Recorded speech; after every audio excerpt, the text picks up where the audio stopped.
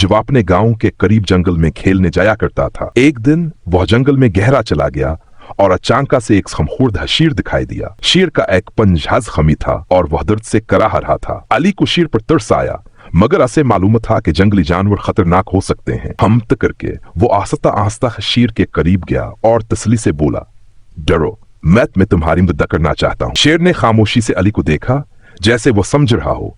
अली ने अपनी कमीज का एक हिस्सा फाड़ा और उस शेर के जख्म पर बांध दिया। थोड़ा पानी भी उस पर डाला था, ऐसे आराम ले।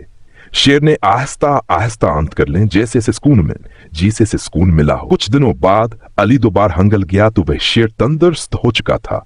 जैसे हयाली नजर आया, शेर खुशी से इसके गिर्द घूमने लगा। वह बाली का दोस्त बन चुका था। अब जब भी अली जंगल जाता, वो शेर इसके साथ खेलता और उसकी हिफाजत करता। अली ने सीखा कि रहम दिली और हिम्मत से हम सब के दिल जीत सकते हैं, चाहे वो जंगली जानवर ही क्यों ना हो।